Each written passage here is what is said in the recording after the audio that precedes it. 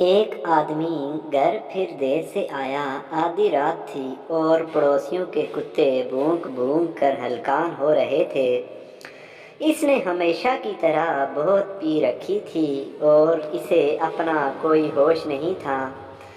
اس کی بیوی نے روز کی طرح آج بھی اس کے لیے دروازہ کھولا اور اس کو بیڈ تک سہارا دے کر لے گئی۔ بیڈ پر لے جا کر گئی تو اس نے اپنے ہاتھ میں پکڑی شراب کی بوتل زمین پر دے ماری۔ بیوی نے دیکھا کہ نیچے سارے کانچ ہی کانچ پھیل گئے ہیں، لیکن اس نے اپنے خاوند کو کچھ نہ بولا بلکہ اس کے جوتے اتارے، پھر اس کے کپڑے اتارے، اس کے اوپر کمبل ڈالا اور اس کو سلا دیا۔ ہمیشہ کی طرح وہ بے سدھ پڑا سو رہا تھا۔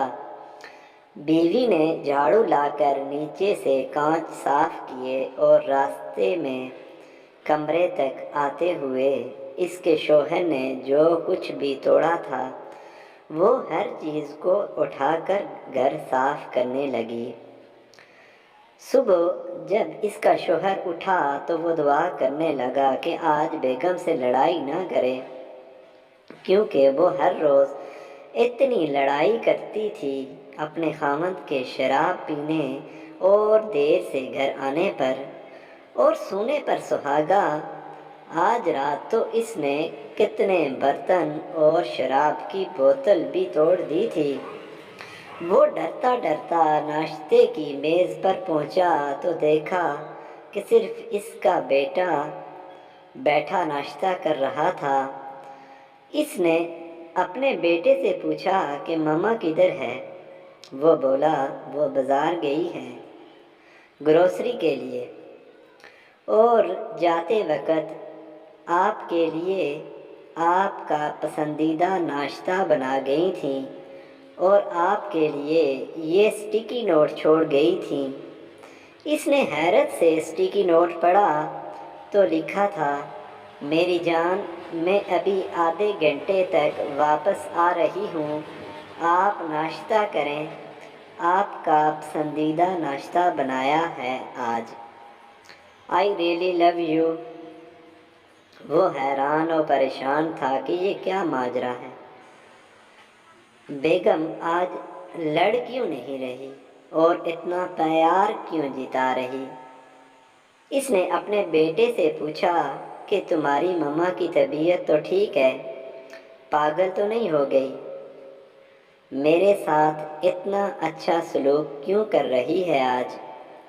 بیٹا ہنسا اور بولا، پاپا، ماما نے مجھے ابھی جانے سے پہلے بتایا تھا کہ رات کو جب وہ آپ کے جوتے، موزے اور کپڑے اتار رہی تھی کہ آپ پرسکون ہو کر سو سکیں تو آپ نے اتنی پی رکھی تھی کہ آپ نے ماما کو پہچانا ہی نہیں، اور آپ نے ان کو بولا کہ او بی بی، میں کوئی ایسا ویسا آدمی نہیں ہوں، خدا کا خوف کرو، پیچھے ہٹو، میں شادی شدہ ہوں۔ ماما آج صبح سے گانے گنگناتی پھر رہی تھیں۔ یہ سن کر باپ بھی ہنسنے لگ گیا۔ اگر آپ اپنے رشتے ٹھیک سے نبھائیں گے تو آپ چھوٹی غلطیاں کر سکتے ہیں، لیکن کبھی کسی بڑی غلطی کا ارتکاب آپ کے لیے ممکن نہیں ہے۔ اپنی ترجیحات ٹھیک سے متعین کریں اور رشتوں کی قدر کریں۔ جب آپ کی ترجیحات کی درست کری ہوتی ہے تو آپ کی عادتیں خود بخود ٹھیک ہو جاتی ہیں اور آپ کے گھر والے آپ سے پیار کرنے لگتے ہیں اور آپ کی چھوٹی چھوٹی غلطیوں سے بھی پیار کرنے لگتے ہیں۔ پر یاد رہے کہ کسی بھی رشتے میں بے وفائی ناقابل معافی جرم ہے۔